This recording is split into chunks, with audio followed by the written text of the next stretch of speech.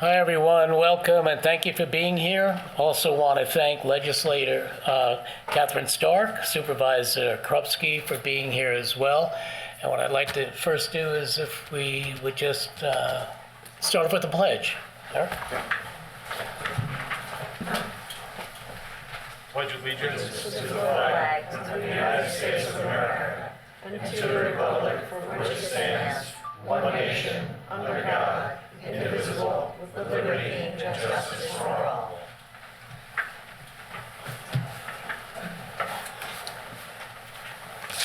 So what I'd like to do is just introduce everybody to the panel. We have Jeffrey Seaman, the environmental consultant to the town of Riverhead. Good evening. Frank Mancini, who's our water district superintendent. Hi. Eric Howard, next to me is the town attorney. Dawn Thomas, Department of Economic Development, Planning and Building. And Matt Charters, senior planner. So Matt, I'm going to ask you if you just would do a project overview and history, please. Sure. I just want to welcome everyone. Thanks for attending. I have a slide deck up. It's pretty brief. Well, I'd like to get through it quickly so we can really open it up to the public because that's what it's all about tonight.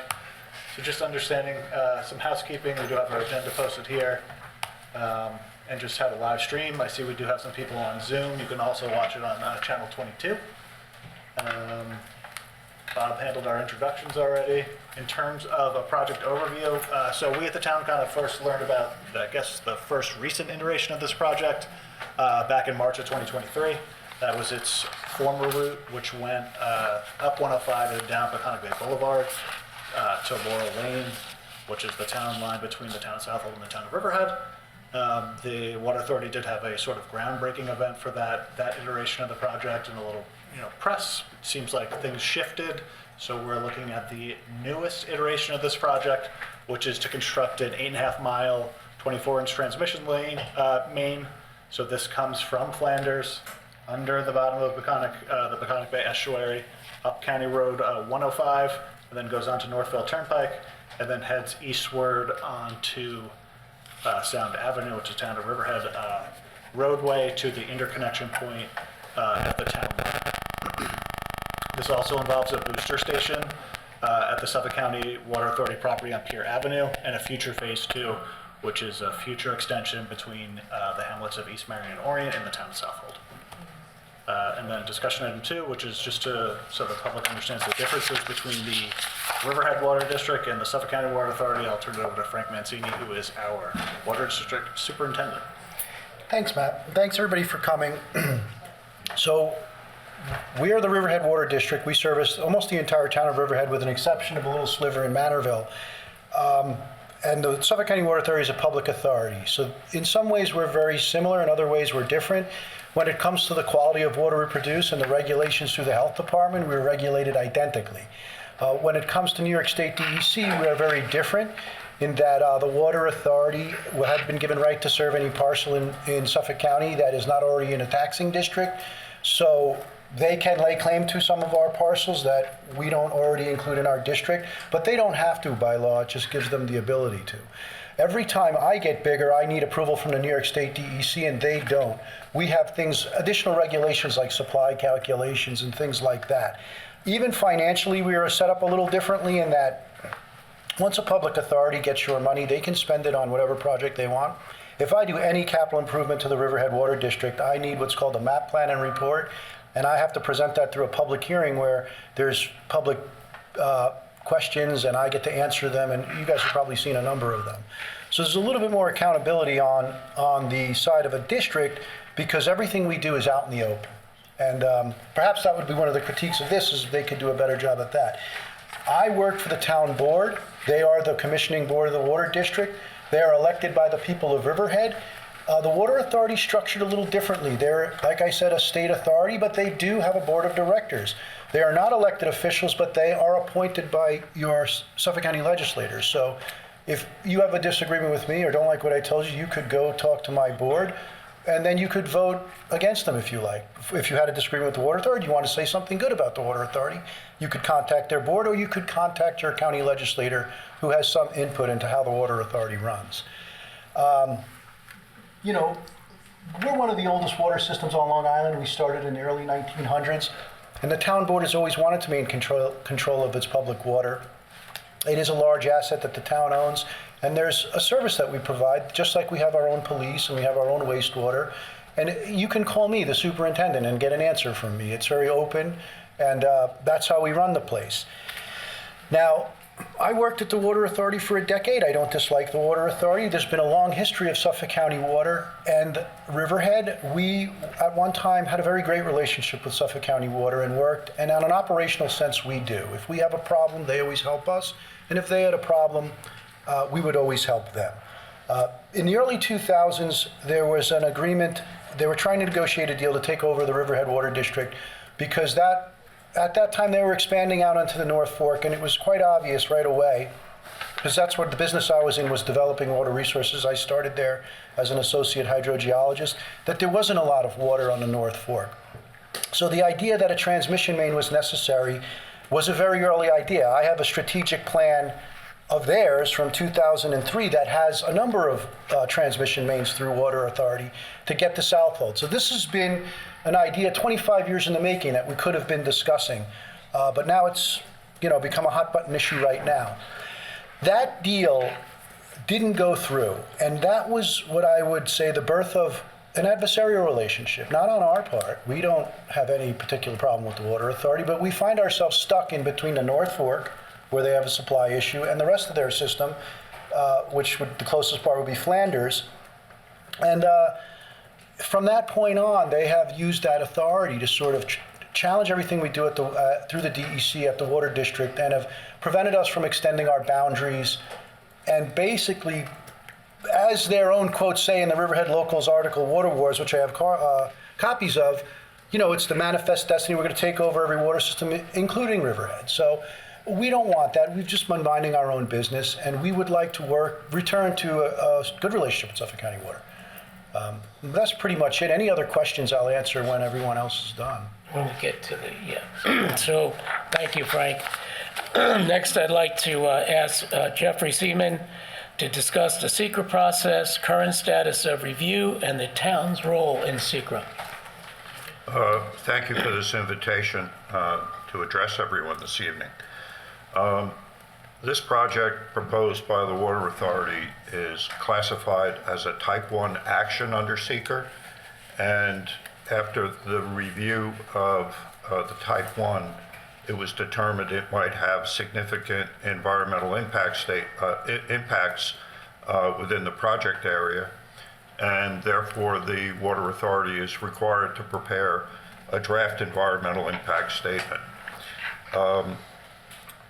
There were 3 scoping sessions. The scoping sessions are held in order to have the lead agency, which is the Water Authority in this case, collect information from the public, interested parties, and what are called involved parties.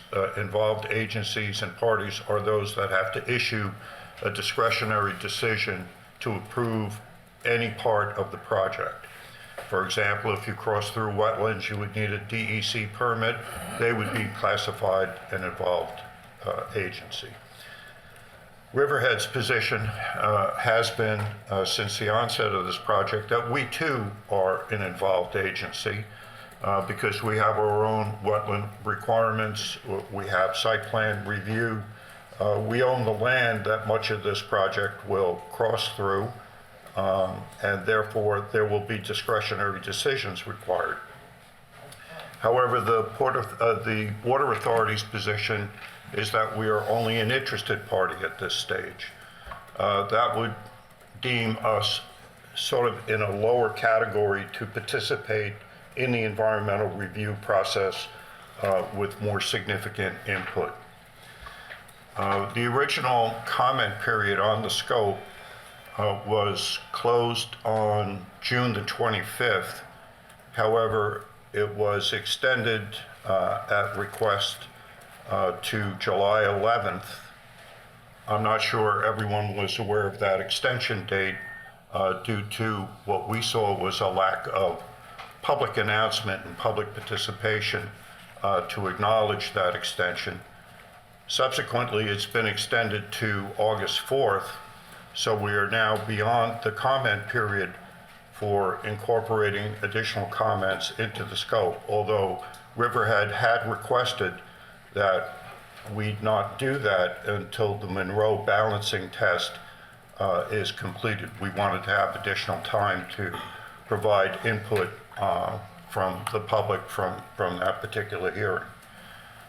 So where we are now, as the Water Authority is designated the lead agency, they will sort through all of the comments on the scope, decide which ones are relevant, address those issues in their environmental impact statement. They expected the original draft to be ready for public review sometime in late fall or early December, at which time you'll have a comment period where you will read the environmental impact statement, make public comments, written comments, et cetera, before they can respond to those comments through a final environmental impact statement. I'm not sure exactly what comments from us they will respond to. We did provide them with written comments. I think in 4 or 5 separate sets. So I can say that the town has participated very heavily in this process, whether or not we are designated a lead agency or simply an interested party. I strongly believe, under my review of the environmental requirements, Riverhead is an active participant in this, and they are actually an involved agency, and will have significant input going forward after the Monroe hearing is complete. Thank you, Jeff. I'm now going to ask Attorney Eric Howard to explain the Monroe balancing test. All right, thank you, Councilman. So Monroe balancing test is what's scheduled for next Tuesday night, and it's going to be a hearing before the town board. The Monroe balancing test is something that was developed from a Court of Appeals decision in 1988 to make determinations as to what extent governments have immunity from local zoning regulations. So this case identified certain factors that a host community is to examine in determining whether a certain other government entity or municipality's project should be immune from their local zoning. So the Suffolk County Water Authority's initial position on this was that they were going to conduct a Monroe balancing test through their DEIS scoping, which I believe is legally insufficient and procedurally improper. So my recommendation to the town board was that because they are an encroaching governmental entity under the Public Authorities Law, that we host our own, as the host community, host our own public hearing as to the factors of the Monroe balancing test.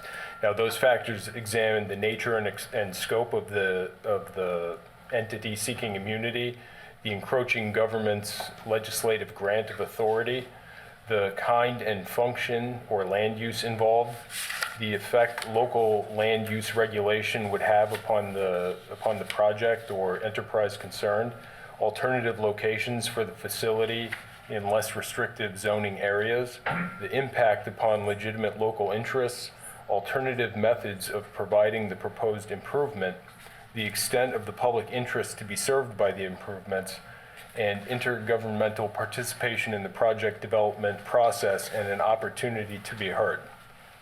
So with respect to a couple of these points, the ninth one, intergovernmental participation in the project development process and opportunity to be heard, I would say that the town of Riverhead needs more participation in that process, initially identifying us as an interested agency rather than an involved agency when so much of the project is going to affect the town of Riverhead specifically, I think is a major deficiency in the proposal that's been put out there thus far.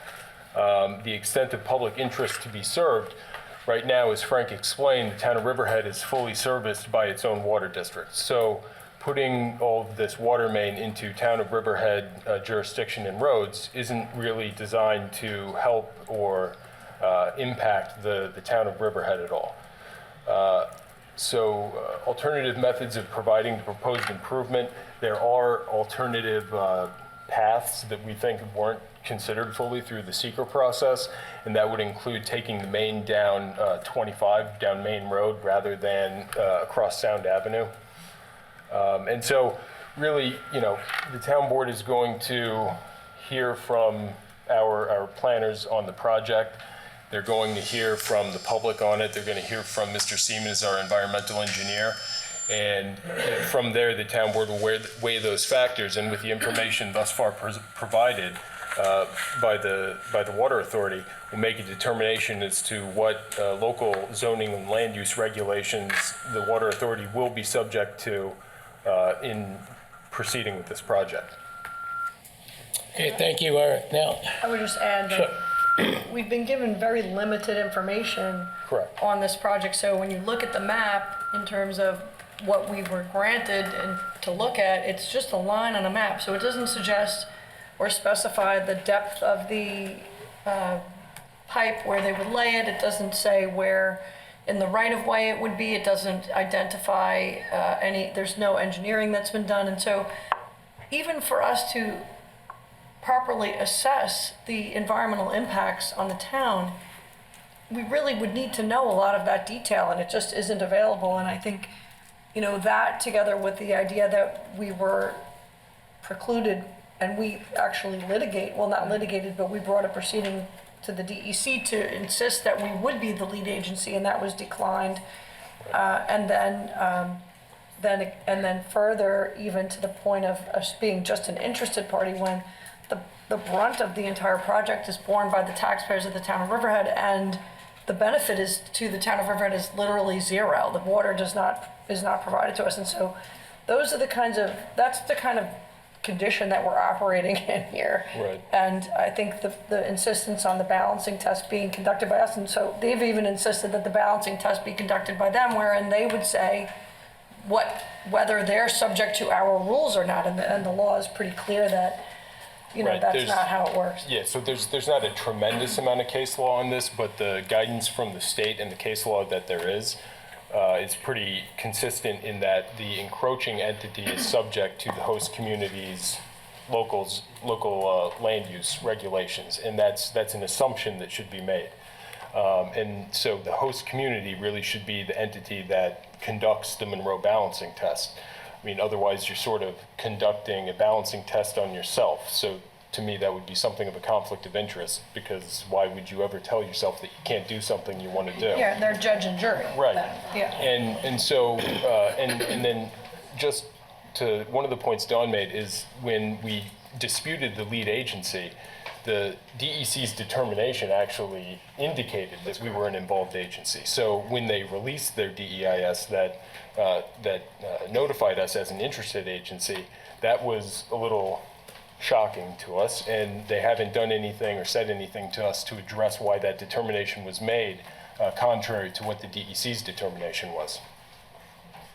These are two very important points to take out of this meeting. Typically, when one looks at environmental impacts of a major project, a utility project of this magnitude, you have a preliminary set of plans that are presented along with the application or desire to construct, whereby those plans would show definitively where the wetland boundaries are, where the pipelines are, where the proposed 10-foot wide temporary construction easements would be. With the information we've been given, we can't even tell you whether you're on the east or the west side of the street for this project, or the north or south side.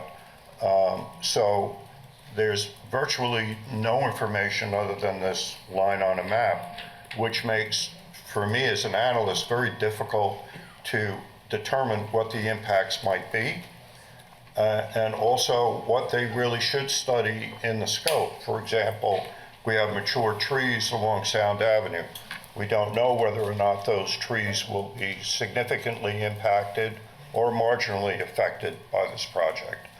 I don't know whether it will cross over to private properties because they have provided us no tax map numbers for the entire route to see whether or not to avoid underground infrastructure, gas lines, existing water lines from our water district, drainage structures, or even what Riverhead may plan in the future for underground utilities along Sound Avenue, where those impacts could potentially occur. So we have been requesting that information, and we haven't received anything yet. And to put it in the draft impact statement is a little late, to say the least. Also, under seeker procedural guidelines, if an agency is thought that it may or may not be an involved agency, have some approval requirements for a project, you're to be treated as though you are an involved agency until you're confirmed that you have no discretionary decisions to make.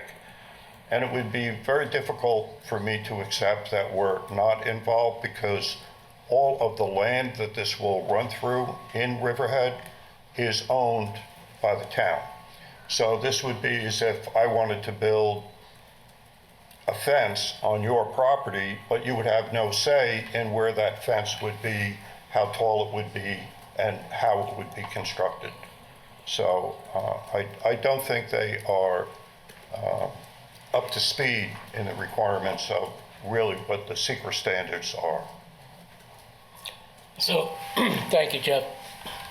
So at this time, I'd like to open it up to any questions or discussions from any of the attendees. And when you come up, just please state your name and your hamlet. And Matt, if you wouldn't mind fielding. Yeah. Okay. Unless they address it specifically.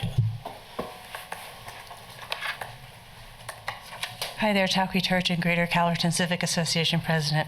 Mine is a naive question. Recognizing what you've said to us tonight, that procedurally and legally this doesn't look good for SCWA and how they're conducting themselves. At this point in the process, the DEC has okayed SCWA to be the lead agency, which sounds to me a little bit like the same fence problem, Jeff, that you just mentioned.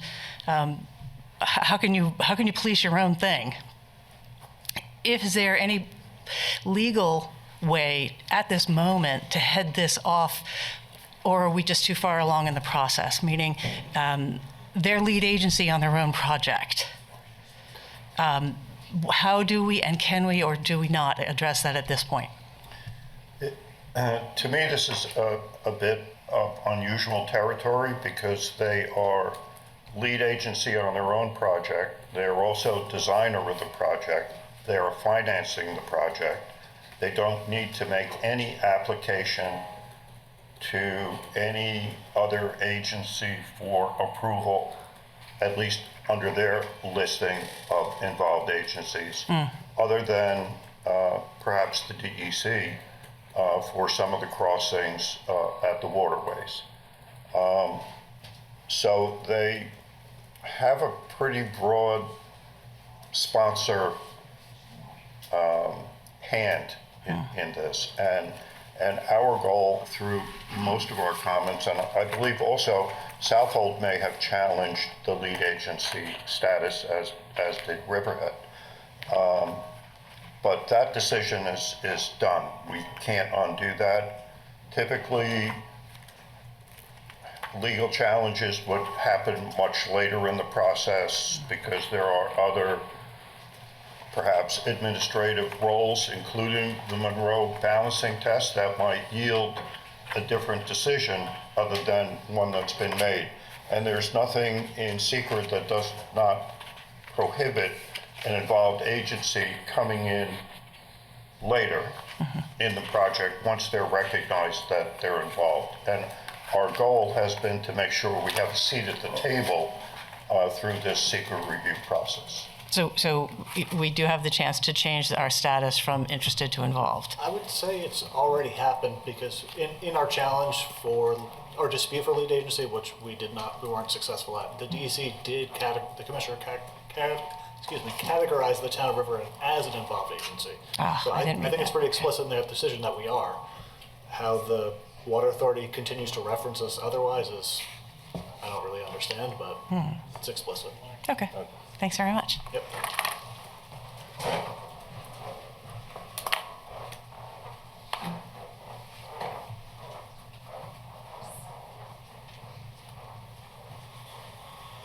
Good evening, Herb Strobel here on behalf of Long Island Farm Bureau. So I'm just curious, you had mentioned that they've designated themselves in essence as the lead agency.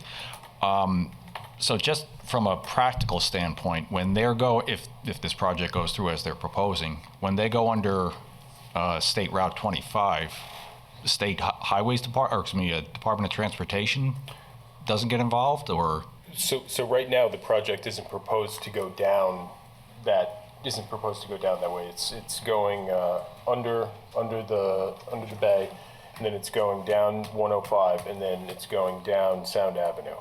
But It still has to cross Underneath. underneath yeah, it's 25. going to go underneath that intersection.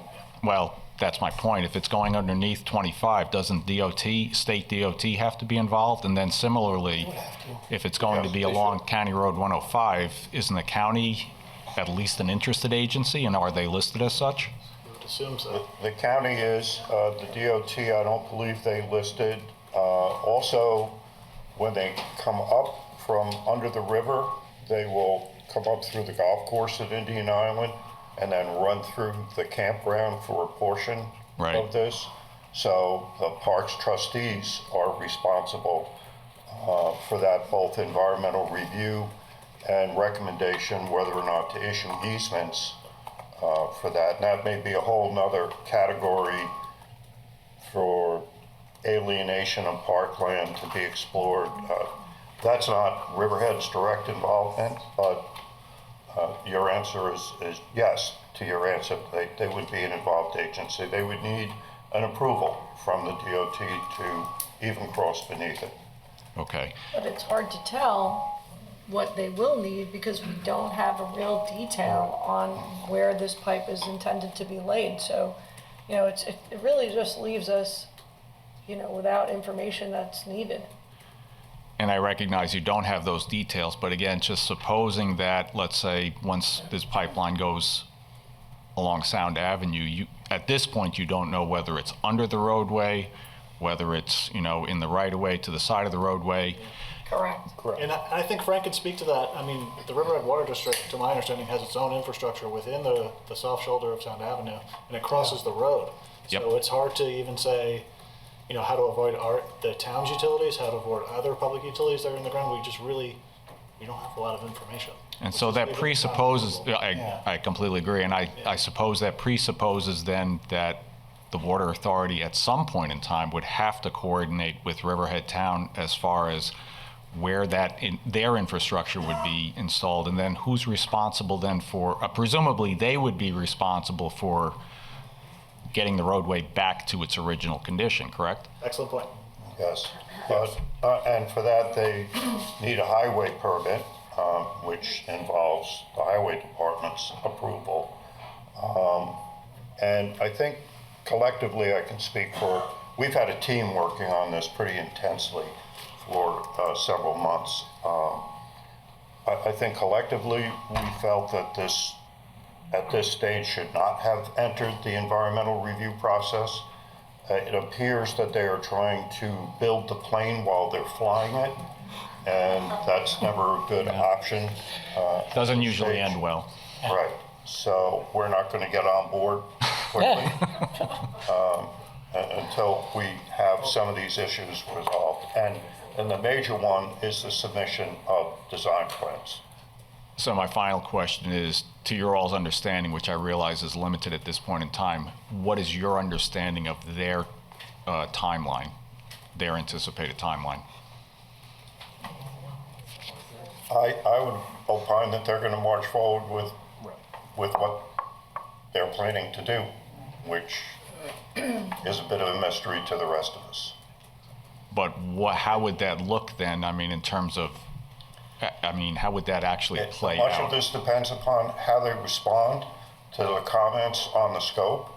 And because they're the lead agency, they can dismiss some that they feel they may not find significant to the project, and others they may respond very well to. We don't know. And because the scoping session hearing comment period is now closed, Right. we can't offer anything until they submit this environmental impact statement for public review. Okay.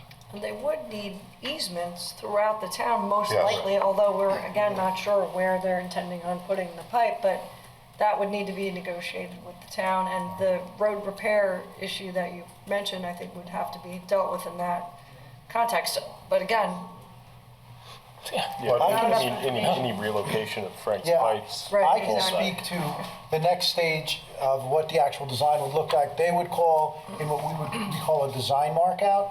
So along the entire run of the pipe, all the utilities, including Riverhead Water District, would go out and mark their known utilities. And then the water authority would come and walk through and say, okay, we've got, high pressure gas main on this south shoulder and Riverhead Water District on the other south shoulder. We've got to be in the center of the road. Those are the big decisions, because obviously being on the soft shoulder in the grass is easier to do than the center of the road. So without that, I know for sure there's been no design markout, because we would be marking out the pipe. That would be the next step in a real design of this project. And like everyone's made the point, then you could start assessing the real impacts, because you really don't have any idea at this point. Right. All right, thank you. Chip, is there anybody on Zoom? Anybody on Zoom, Justin? Just want to see if there's anybody on Zoom. No? Okay, why don't you go ahead and then we'll. Claudette Bianco, Baiting Hollow. Would filing a temporary injunction or a restraining order to stop it from moving forward be of any use, or we could use as leverage? So eventually, yes. Right now, there isn't something imminent that we could file an injunction on.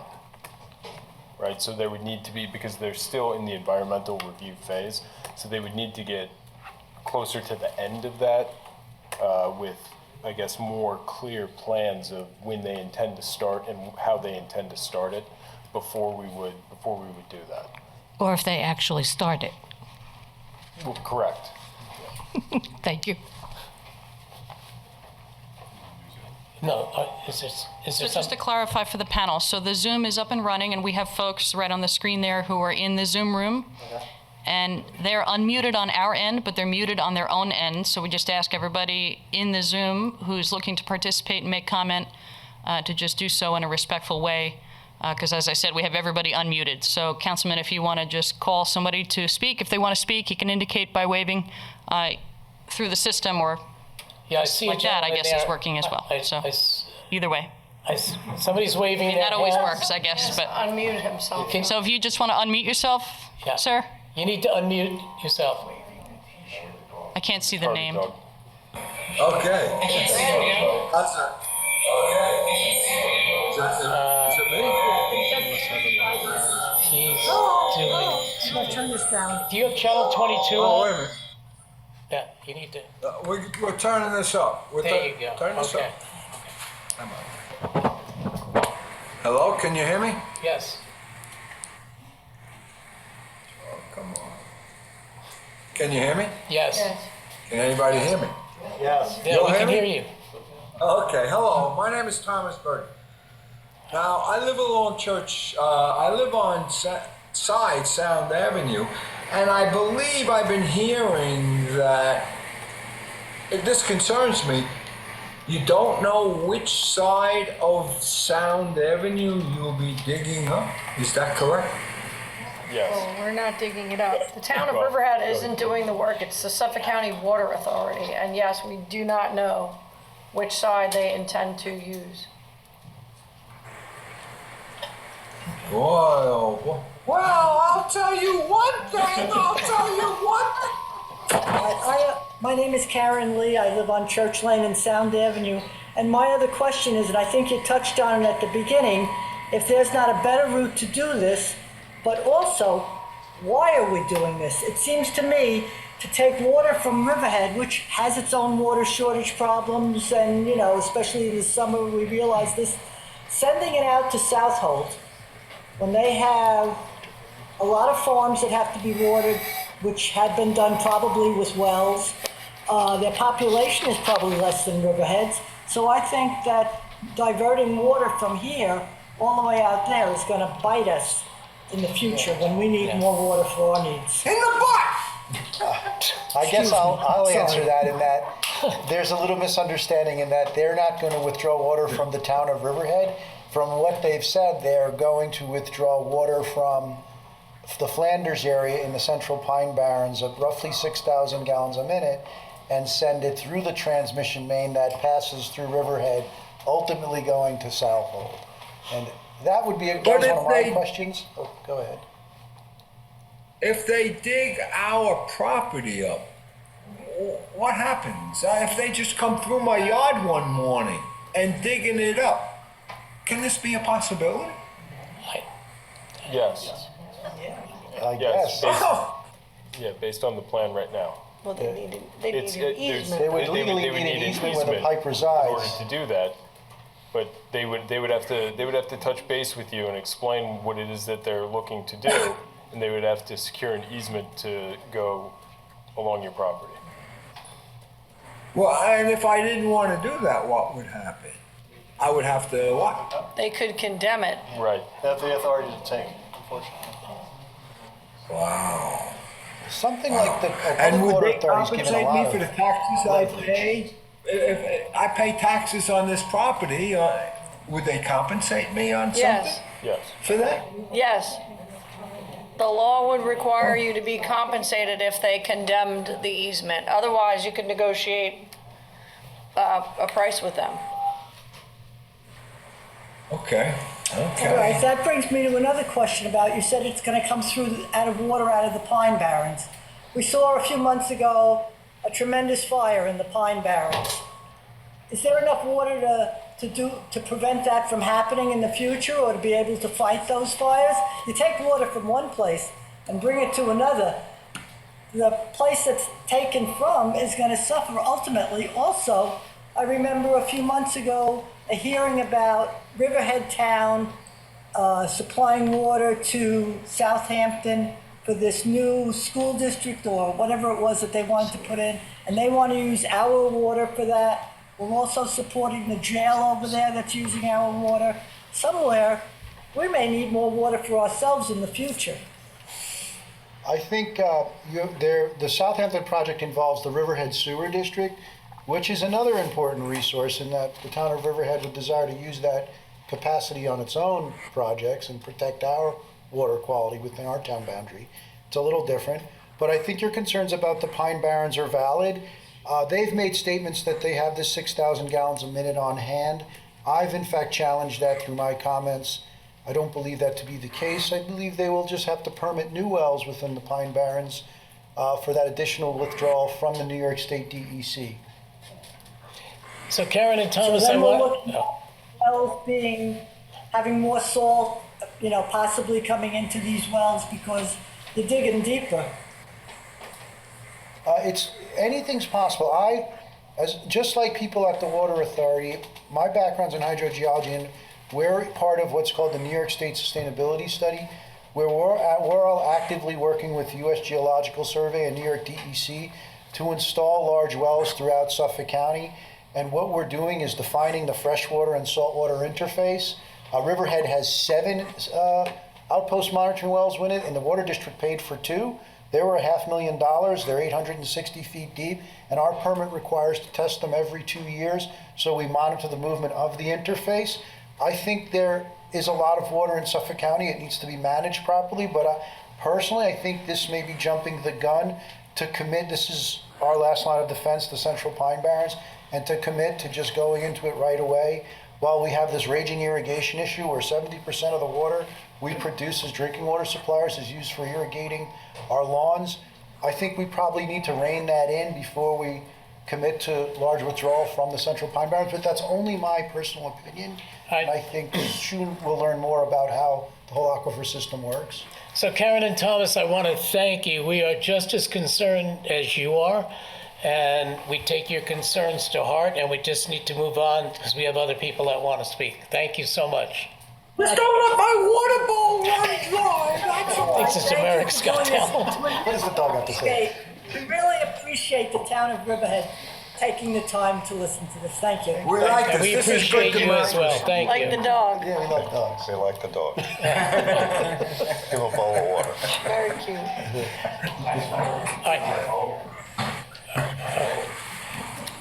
Do we have anyone else on Zoom? Please wave your hand on Zoom if you would like to speak. Okay, seeing none there. How about here? Greg Dorosky from the South Old Town Board. I'd first like to thank the Town Supervisor Hubbard and the Town Board for putting this meeting together. We hosted a similar sort of meeting in Peconic, both before the scoping session and then actually they hosted a scoping session there. And the community raised a number of concerns, hundreds of concerns that they're looking to get answered. I know the Town Board, we submitted, I think, 6 pages of questions to the Suffolk County Water Authority. And I'd just like to make the suggestion maybe that the town boards coordinate because as Mr. Mancini points out, you know, the Water Authority has this idea of manifest destiny. And there is a fundamental question for us all to ask, you know, whose water is this? They are taking water from Southampton, bringing it through Riverhead to serve Southold. I think we need to look at this together because it's not just about this one well. I have similar questions whether there's capacity in that individual well to supply the water that they say they need now and potentially in the future. And I think Mr. Mancini's spot on that we need to look at preservation measures. South Old Town Board recently enacted some restrictions on residential lawn irrigation. And I think this is another area we can look to potentially collaborate here and look at conservation, but also look at addressing the Water Authority as a unified front. So they engage with us as a unified front and we can express our concerns as a unified front. We have concerns and, you know, I think you have even more concerns. There are alleged benefits to our community. There doesn't seem to be any to Riverhead. So, thank you. Thank you.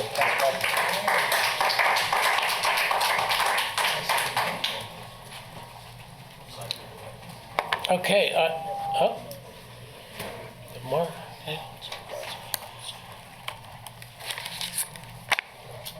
Good evening. Supervisor Krupski, Town of Southold. And I'd like to thank Supervisor Hubbard and Riverhead Town Board and everyone here for their efforts. This is a very important topic here. Water is it's our resource. And I really appreciate the approach that you're taking. Councilman Dorosky did mention the scoping session that we had. We did we hosted the Suffolk County Water Authority for their scoping session in Peconic.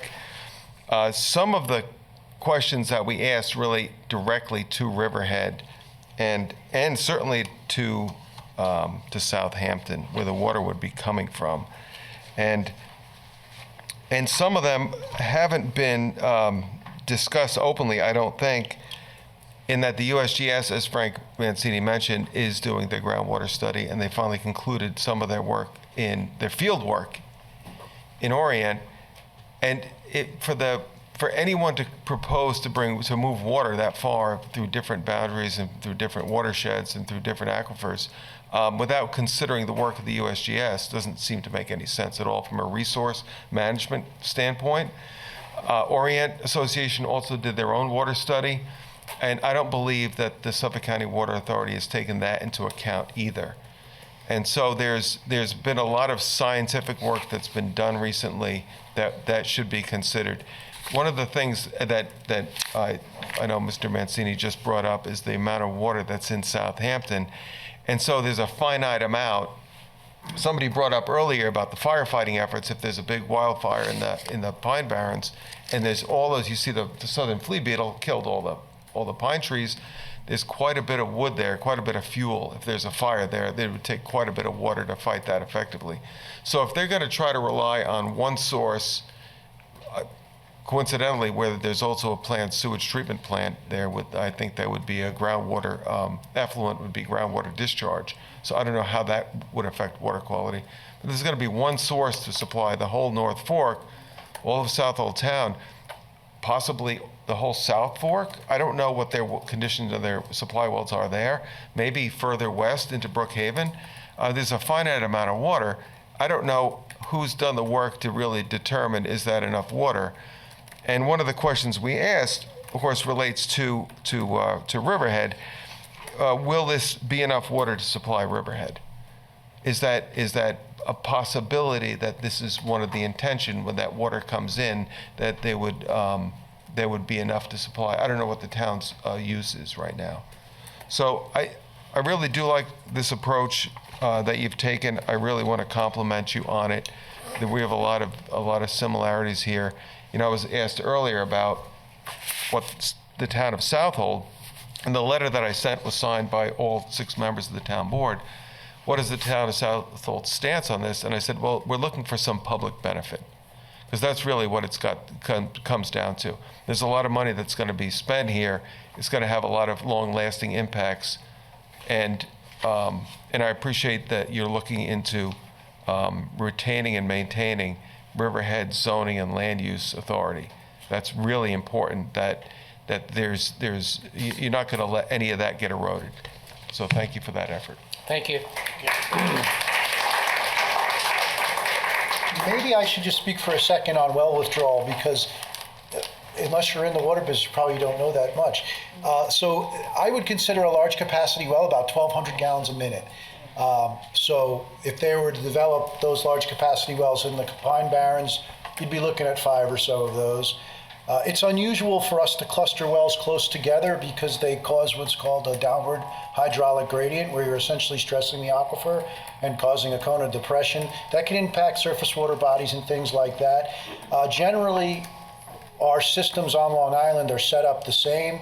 The Water Authority has about 600 wells spaced throughout Suffolk County, and we have about 18 or so spaced throughout Riverhead. They're not clustered together, and in fact, the DEC requirements prohibit that if we are creating an impact to a surface water body, that's almost like a deal killer right there, and you're not going to get that withdrawal permit. So that's sort of my question is, I think the idea that they have it on hand is not correct. So I'm curious as to what is the plan to develop all this withdrawal, because it's a significant amount from a specific area, but since they haven't told us anything like that, we can only speculate as to the real plan. Well, I just don't think anybody's got 6,000 gallons a minute of extra water sitting around right now. And have they identified where in Flint, specifically No. where? Because you also have Southampton's affordable housing projects going forward, and so, you know, are those wells also going to be serving all of that new development? Yes, it would. So this brings up what we would call sustainable yield. Like, we think about the whole aquifer system, but it's actually where the individual wells are located. So I'm very familiar with Riverhead.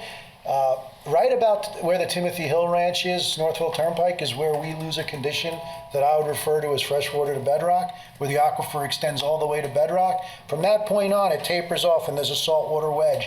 So it would be impossible for me to develop a high capacity well, or it would be a terrible decision for me to do something like that. I wouldn't consider that a sustainable decision. So on the east end, our sites may have wells that are 250 gallons a minute. In Southold, they do know a lot about the Water Authority system. It's a number of very small wells, 100 gallon a minute, 200 gallon a minute. You don't see many big pumpers like a 1,200 or 2,000 gallon a minute well. As you move into portions of the aquifer that have that freshwater to bedrock condition and they're not at risk of horizontal intrusion of salt water or vertical intrusion, then you could start thinking about a larger capacity well, assuming you have no surface water impacts. So it's incredibly difficult to permit a well through the DEC right now, and I think just kind of brushing that off, it rubbed me the wrong way, because this is a challenge. Like, that's a lot of water to permit, to withdraw, and you know, that's not easy to do nowadays. I think Jeff Siemens said it really, really well when he said they're flying a plane while they're building it. And I mean, I can't, you know, from everything I've heard, that really expresses what's going on here.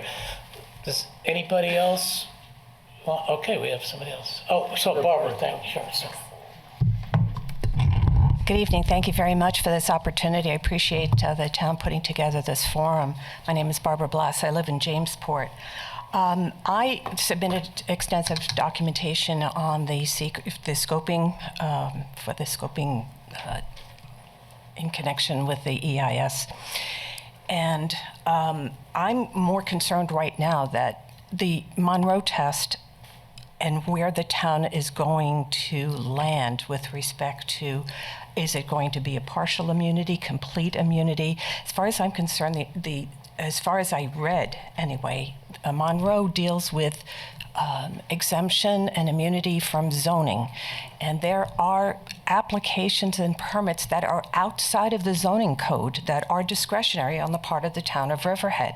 You mentioned some of them already: road opening permits, wetlands permits, excavation permits.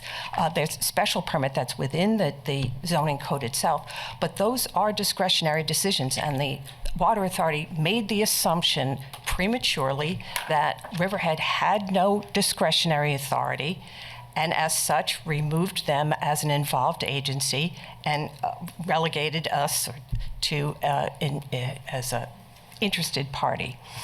And my concern is, if you give limited immunity or complete immunity, what happens at that point? What happens from that point on? Will we notify them that they are required to make applications for these various permits? And I'm going to suggest or assume that they're not going to. What happens then? Is that a point where action can be taken? Well, if we've made a determination that they need to apply for certain permits, and they commence work without getting those permits, I mean, that goes to what Ms. Bianco, I think, brought up with respect to an injunction. And, you know, if and when they tried to proceed with that, you know, we would seek an injunction with the temporary restraining order, and, you know, we would reference the town's position that we should have been an involved agency, and also referencing the town board's Monroe balancing test. And I can't speak for the town board. I don't know how they're going to come out on that right now. But if we make the determination that they need to apply for those permits and they fail to do so, that will be a source of litigation. Will you go through point by point of the 9-prong test, if you will? Because if you look carefully, you know, they talk about balancing for the good of, you know, of the community, if you will. There is no balance there whatsoever. There really isn't. You know, we are assuming and absorbing all of the impacts, 8-point-some-odd miles of open trenching underground. All of that is within the town of Riverhead. And with no benefit there, it's hard for me to imagine that they could say, well, here's your benefit, Riverhead. I'm waiting. You know, what could it possibly be? And to speak to their requirement that intergovernment relations and communication is very key in this process. I think it's number 9 on the list. Yeah. Are you kidding me? The forums were wonderful, except for the fact that we were told in Riverhead's forum, we're only accepting comments, we're not entering into a dialogue, we're not answering any questions or concerns of yours. And as an interested party, they wouldn't even have to respond to anything that we've all submitted. I submitted pages of comments and concerns of issues in the you know, that will hopefully at some point be addressed, but they could just as easily say, we'd find your comments, you know, lacking substance, and we choose not to accept them. So, and they didn't even put a date in the environmental notice bulletin as to when the comments were due. Are you kidding me? Somebody's supposed to go on a witch hunt to try to find out when the comments are. How is that publicly informing a community as to the massive impacts that especially the town of Riverhead is going to be experiencing. Forget about the merits or lack thereof of the project. I find very little comfort in the fact that there's even going to be an impact statement that's going to address all of our concerns. I hope the town board carefully balances and weighs the points of the Monroe test and do whatever you can to make the Water Authority do what they need to do. And that's, well, what I'd like them to do, and what they will do is something else. So I'll just leave it at that. Thank you.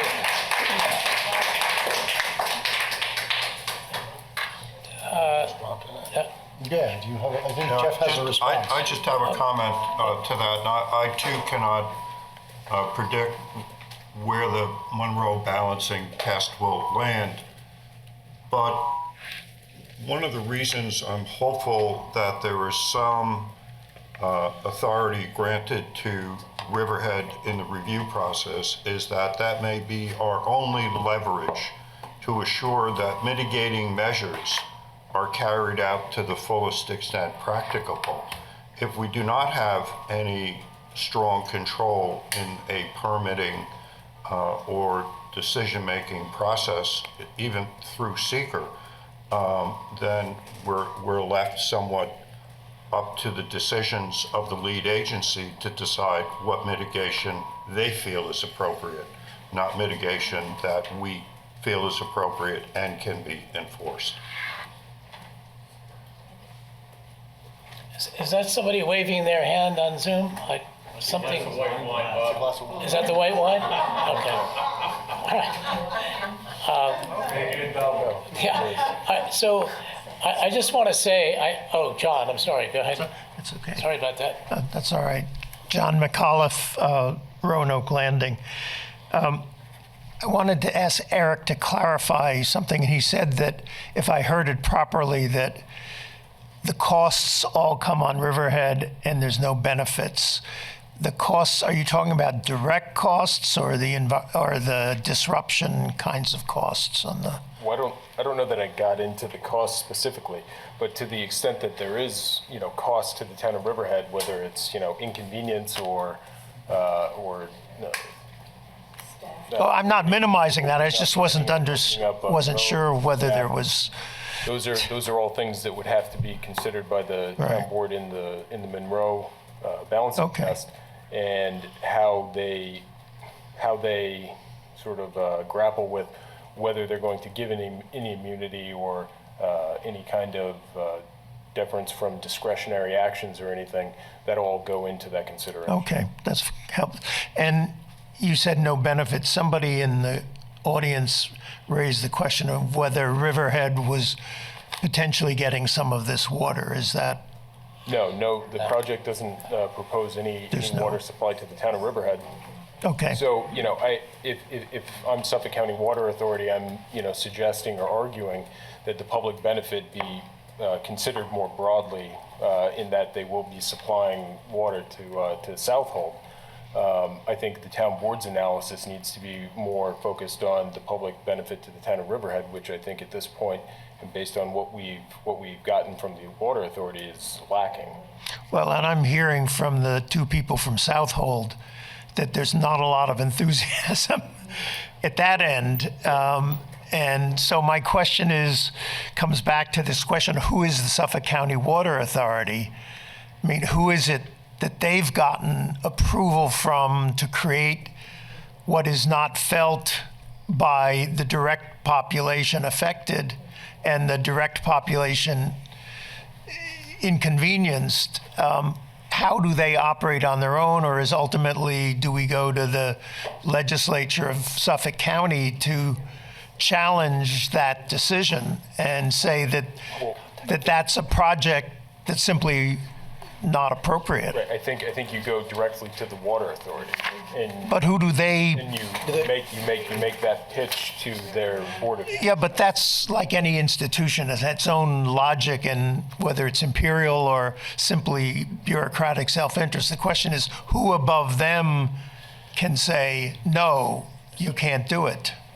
There isn't really. There isn't really, unfortunately, John. Ultimately, the They're established DEC. under the Public Authorities Law, and under the Public Authorities Law, they have certain powers. Powers are to They're their own provide drinking water municipality. to the residents of Suffolk County, and they will say they're executing their. Well, all right, it sounds like we have a governance question. Well, it's true. They're it's true. effectively their own municipality. Yeah. That's the way the public Yeah, authority yeah. law is created. Well, I would hope that Southold and Riverhead can together provide the political leverage that challenges that. The other question is, I think, the underlying ones that need to be considered are the impact on development and environment. And Frank has certainly talked about it eloquently as far as the Pine Barrens. But I think in terms of all of us, and Southold in particular, does it want the water that allows for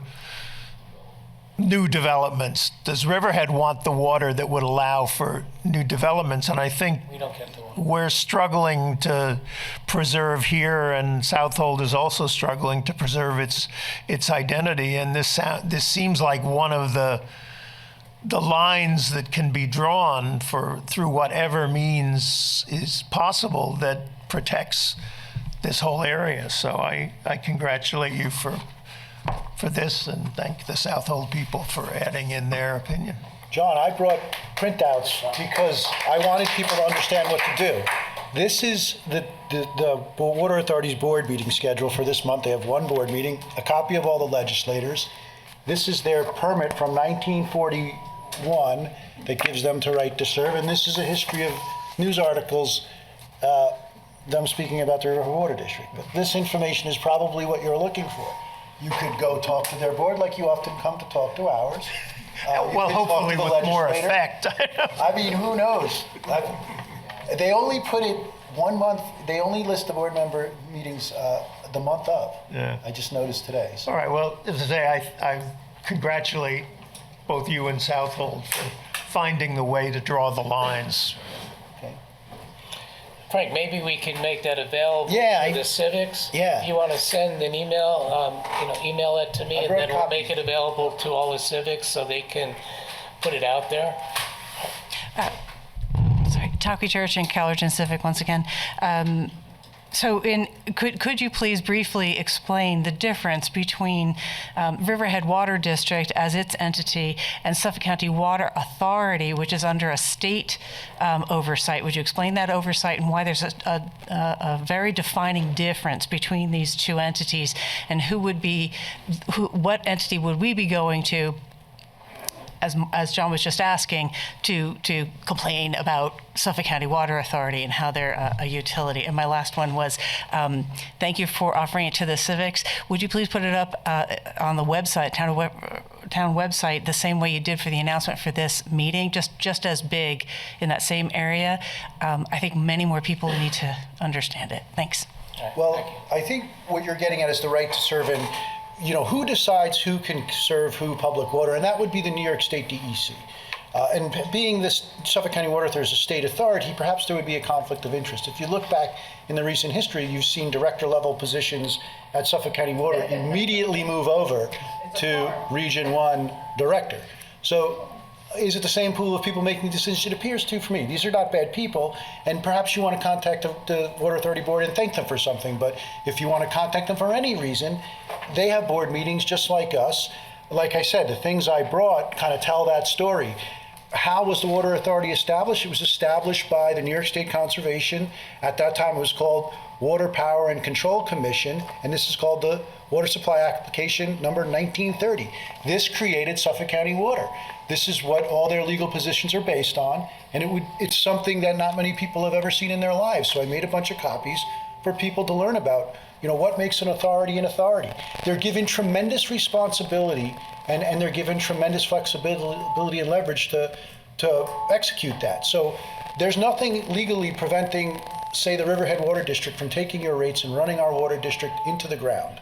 And what would happen is the Water Authority, by law, has to pick up those pieces and operate that public water system to maintain the public health protection that public water supply is. So that's a heavy responsibility. I don't want to diminish what Suffolk County Water Authority does and the people who do it, because they're very good people. They do have sort of a political component. I'm a civil servant. My staff are civil servants. We don't serve by board appointment. You get to elect my board. The Water Authority, you loosely connect to their board by electing your county legislators. There is no civil service at Suffolk County Water. They serve by board resolution. So if it's not on, I have tough discussions with our board, and they're very good to me, but sometimes we disagree. It would be very tough at the Water Authority to disagree, because the next board meeting you might be out. So that's the difference between a public authority that's not a civil service-based organization and Riverhead Water District, which is totally civil service. When I got there, they taught me, this is the grease that lubes the political machine. There's no hiding that you do good work for some politician, you may be rewarded with a job at Suffolk County Water.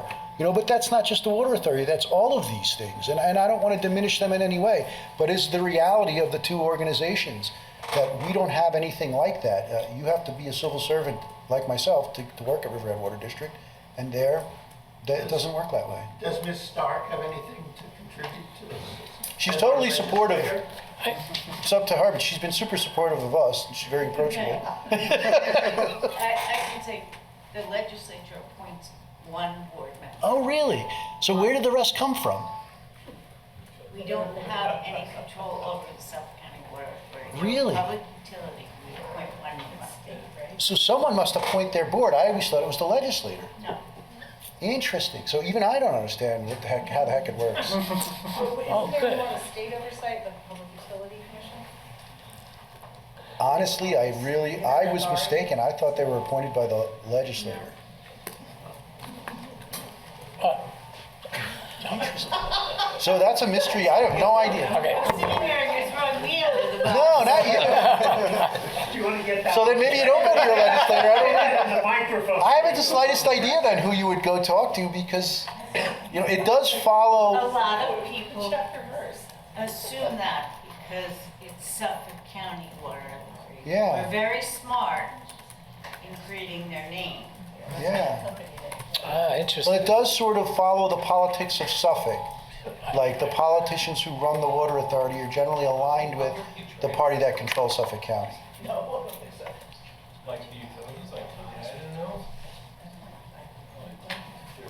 People need to go to the mic because they can't hear you on 22. Oh, sorry. Okay. Okay, hi, John Cullen. I live over in Northville, where they're going to be putting in the pump station 80% of the way to Southold. I'll ask questions later on or another time about the pump station, but the Suffolk County Water Authority said that they own that property. Is that true, Mr. Seaman?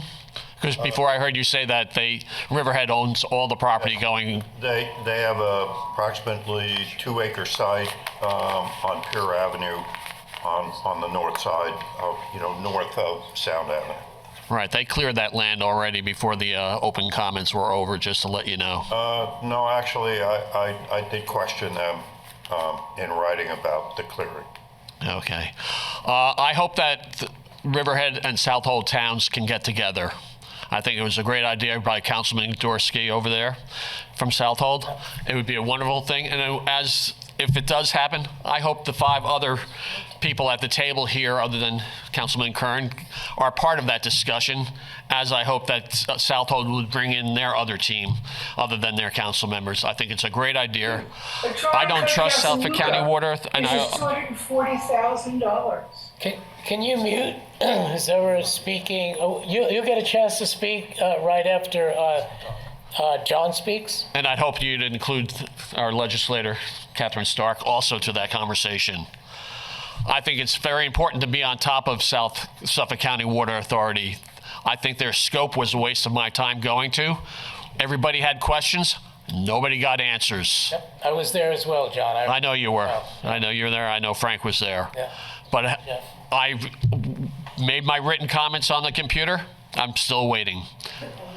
I think Suffolk County, as I said, I don't think they're to be trusted. I think they're going to start doing this, and they don't give a hoot what Riverhead says or Southold.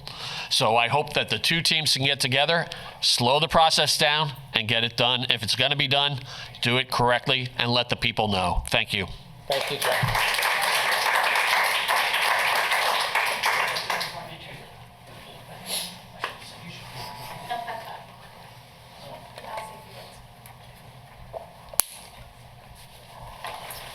Good evening, town board members and Frank, member of the Water District, and then also our planners and Mr. Seaman and our Community Development Agency Director. So I was listening to this on the way here from a wake this evening, and all good points were brought up. But, you know, these discussions started a few years ago in the old town hall with the Water District and with Supervisor Krupski and many members of the town board at the time that these issues were discussed. And the original plan was to come through the water under and into Indian Island Park, which would have required alienation of parkland.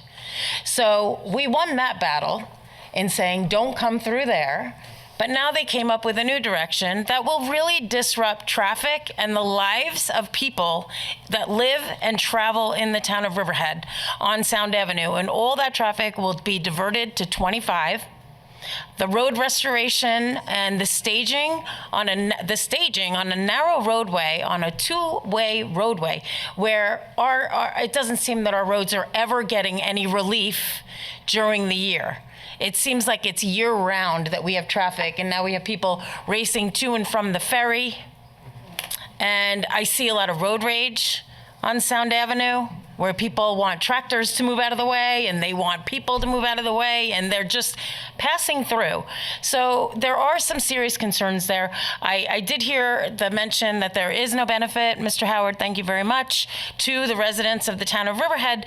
And in the initial discussions, when we were talking about the EIS, we were saying that Orient should be a part of this because Orient, and speaking to Supervisor Krupski over the last few weeks, they've come up with their own solutions to fix their water problems and their water quality problems. So if the benefit is to get people good, clean drinking water, I think we can all agree that that is a good goal. But that's why I believe that this Monroe testing is going to be very important, especially to the residents of my assembly district in the town of Riverhead. And, you know, Southold with their zoning can put safeguards in place, but what is the purpose of this? How many people are they planning on serving when they bring the water into Southold that are suffering right now with water quality in their drinking water standards? So those are some of the things, and I've written a couple letters to the Suffolk County Water Authority that my staff brought tonight for everybody to see those letters. And I think it's really important that you work with the town of Southold and really get the answers that were asked tonight and that have been asked all along as to what is the purpose of this and who is going to be served this water that desperately needs it, so that they can have clean drinking water. Thank you.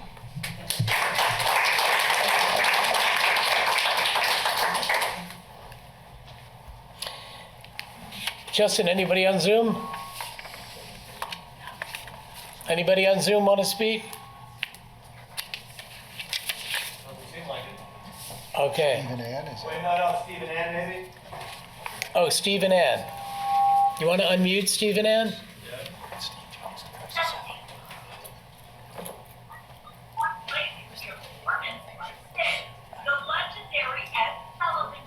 No, I think that Sounds like they're watching TV.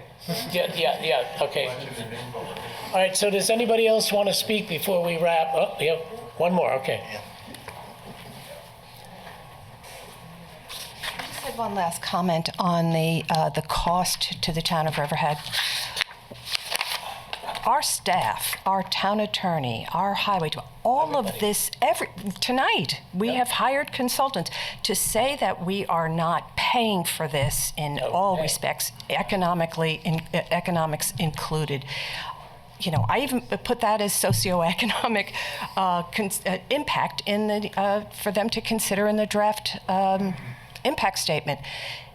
When the town of Riverhead was doing the ground-based solar, and we were dealing with ORIS, remember? They said, well, you may not really have a lot of input here. Your zoning may or may not, certain things apply, certain things don't, but we will grant you intervenor funds for the time and the staff that you're, to pay for the staff time dealing with these kinds of issues.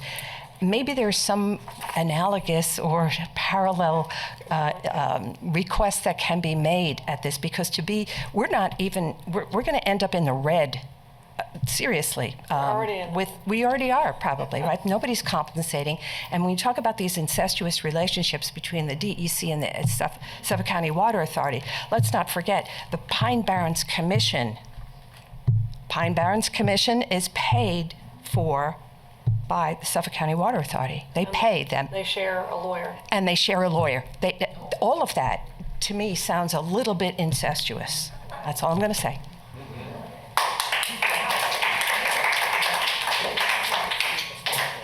So again, I want to thank Supervisor Krupski and Councilman Dorosky and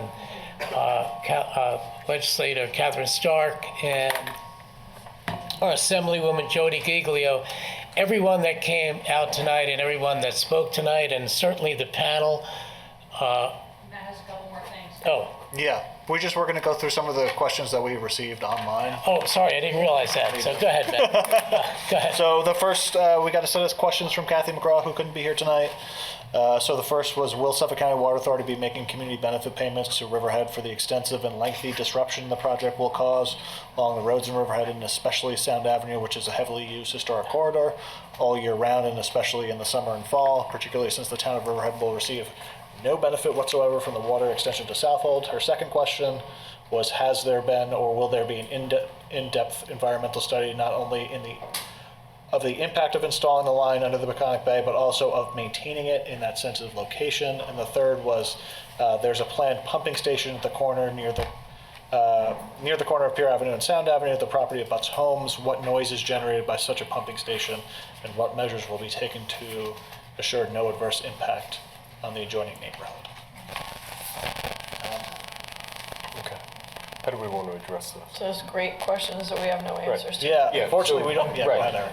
So, depending on how the town board determines the issue of immunity under the Monroe balancing test, I think that in order for this to go forward, there would have to be a community benefits agreement. And I don't know exactly what that looks like, how much money that is, what other kind of considerations go into that. But assuming that the project's going to go forward, we would be absolutely seeking that. Correct. And in terms of her second two questions, I mean, they're valid questions under the secret review process.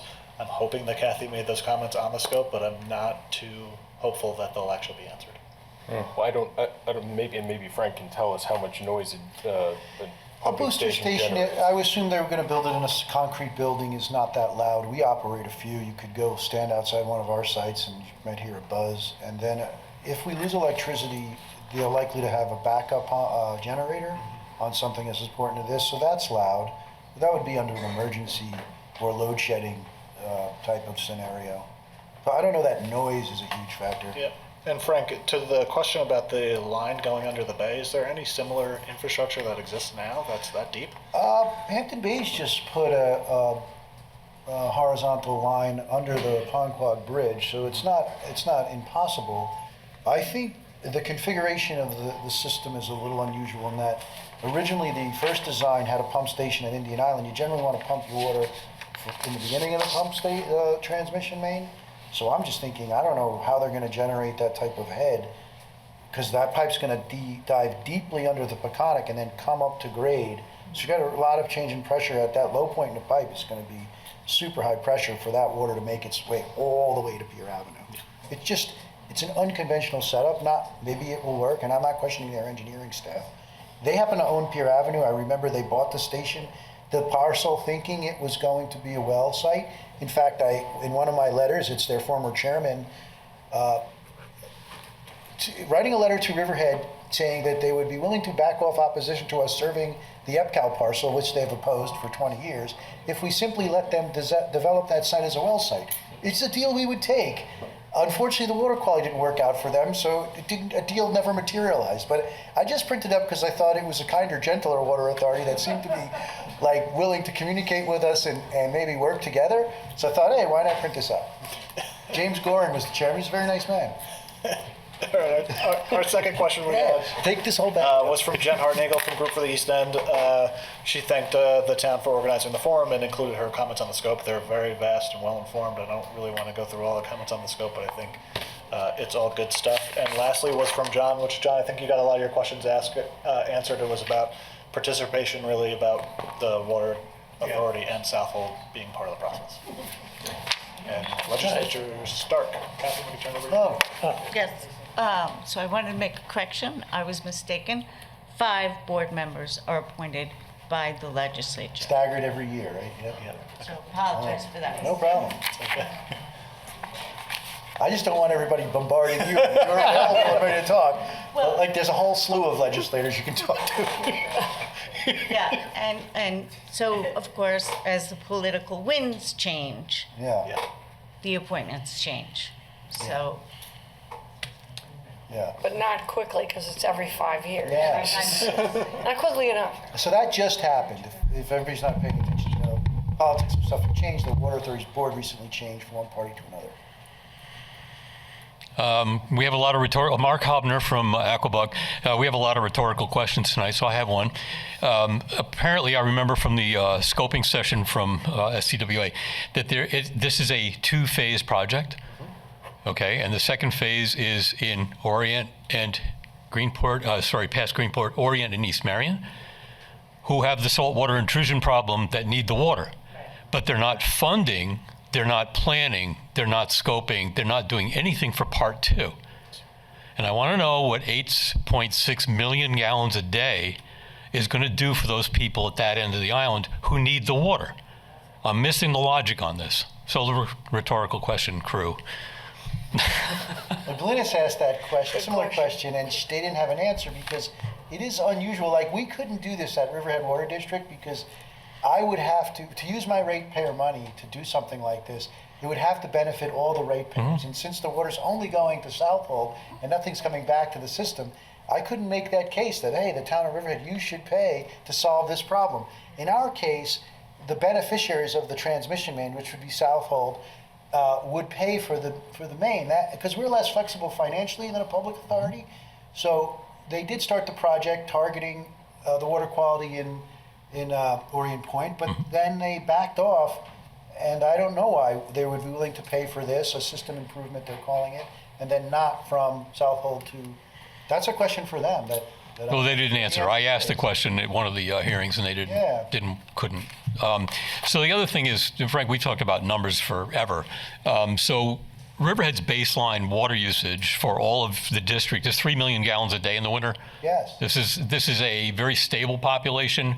Not a lot of second households like Southold's got. So there's 3, and I'm guessing with the population being about 3 to 2 for the 2 towns, that they'd be using 2 million gallons a day. And that's 5. So they're pumping enough in one day, 8.6 million gallons a day, to supply both Riverhead and Southold's residential and commercial and everything else, both communities, with 8.6 million gallons a day. In the wintertime. In the summer. Yeah, I know. Pumping Different thing. Enormous amount. I get it. Yeah. But that's my question. If they're pumping enough for 2 towns for our winter baseline, and they're not going out to the people who need the water. That's a very good question. Okay, well, thanks. Yeah, I don't know. And I want to remind you that this plan is in place. They sent the town of Riverhead their 5-year water supply plan for the town of Southold in 2003. Yeah. This transmission main is 5 versions of it in here. Yeah. That's for 20 years we could have been working out solutions to this and mitigating. Obviously, everybody's concern is this could lead to massive development. You can barely drive around in the fall now, and their position is we don't get involved in zoning. That's your problem. But that's probably where everybody's so aggravated is. We could have worked this out for 20 years and mitigated these concerns in a viable way, but this is the opposite of what's happening. And the cumulative impact of all the traffic, I mean, we're the ones going to pay for that, and I understand that if we have as many as 1,000 more vehicle trips, that we've got to add another lane to Sound Avenue. I mean, we're at that cusp. Yeah. So we've got to make sure that the development that's not going to happen is considered in our own comprehensive plan, in our own Sound Avenue corridor, and so on. So, thank you.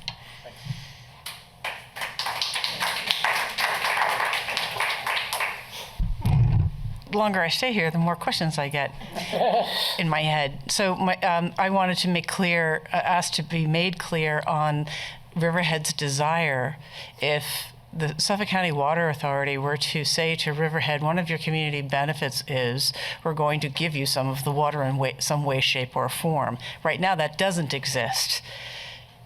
Considering the future, is that something that Riverhead would ever say yes to? Well, I would have to talk to my Board of Commissioners. But my advice, to be completely honest with you, if they're bringing the Pine Barrens water through the town and passing my pump station on Plant 17, would be yes, we want an emergency interconnection because water on the east end is scarce. I have the same issues they deal with in Southold on this whole eastern half of Riverhead. Right. We don't anticipate large development on the eastern half of Riverhead, but I could tell you that last year, one of our 3 wells at our Plant 15 that had been pumping the same rate for many, many years pulled in chlorides. So this is a challenging problem that we're still gaining an understanding of now. And like I said, we're kind of in the midst of discovering exactly where these interfaces are and how the aquifer works on the east end. I think 5 to 10 years from now, we'll have a really good understanding of that. But it would be a bad decision for me to pass up that. Now, I'm not saying I'm for it or against it or anything like that, but if it's coming by my pump station, I would accept a benefit like that because water's hard to find on the east end. And why shouldn't the town of Riverhead and its residents benefit from the Pine Barrens? I like, Barbara, you brought up the Pine Barrens, and these are very good people too. I don't remember when they passed the Pine Barrens, them telling us, oh, we're gonna just send it to the North Fork and maybe the South Fork. Like, I thought this was for the future of Long Island for potable water. Now we're using it to irrigate. You've got people on the South Fork with 6-inch water services, watering these massive parcels. If it were up to me, they'd be on a private well. I'm in the minority in that opinion. I don't think that public water, but as far as the regulators and the rest of the people in the water business, I don't think we should be doing this with public water. We're spending a fortune to treat it to drinking water standards so we can spray 70% of it on the ground. So that's a problem we can solve. We don't, you can't, it's not like we don't want you to have plants and grass, but we can manage it much better than we are now. And everybody's like, I think you see everybody making a little dabble in conservation, maybe something on the radio. Rainwater sensors, gray water systems. You take a larger role in what are you doing with this water? But they don't like my private well idea all that much because it's a lot of wells for them to regulate. But the science is on my side. Like water suppliers, we take water from deep in the aquifer where it's the cleanest and the cheapest to make into drinking water. And that's the most vulnerable. That causes saltwater intrusion more so than a shallow agricultural well that's just sucking off the top of the aquifer. We know that. That's not disputable. The deeper portion of the aquifer we call confined. Their impacts spread for potentially miles and can draw saltwater in for miles. A shallow well creates more of that cone that's like a basic understanding of how the aquifer works. So shallow wells are less dangerous than deep wells, but public water suppliers target deep wells because we're making drinking water out of it. So thanks for that answer. I suppose now that there's a part B to that question, how would that impact decision-making on the town board's part on this, knowing where your position is for that particular use, for emergency use? I don't know if the answer is available tonight, but I would like to put it out there. Would that make any impact into the decision that we do not want to have any part of this pipeline either coming in, or if it were to go in, would we want any of its product? So the question is just going out. I don't know if there's an answer tonight. I think that the board really would need a lot more information and also to know actually what the project is. We still have a line on a map, and until the board understands what those impacts are, they wouldn't be in a position, I don't think, to make any decision in that regard. So, okay. I think Bob will speak to that. He's Dawn is absolutely right, and everybody's made the point, right? You're operating without information. We have no information. We're on, we stand with the people in terms of what are you trying to do? You're running through our town with what? We don't even know what's going on. I love they're flying a plane while they're building it. While they're designing because it. Look where they've left us, I mean, come on. Thank you very much. All right. Thank you, everybody.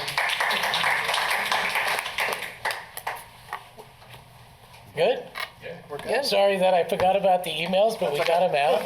And again, I want to thank everybody for coming out and sharing the board's concern as well as everybody on this panel. So, Yes. Yeah. Monroe hearing on Tuesday, 6 p.m. Yeah, if these are feelings, yeah, I'd agree with Barbara. If those are feelings you have, the very important time to make them would be at the Monroe hearing, which is Tuesday, I think at 6 p.m. where's that going to be, Matt? That's here. That's here. Yeah, 6 p.m. on Tuesday, the 19th. 19th, sorry. Here at the regularly scheduled town board meeting. I would say any of the concerns raised tonight are very important for the town board to hear, understand, and consider in any determination going forward on this. Yep. And if anybody, Thank you. I want to make sure they get my handouts. I want them to go to the water authority.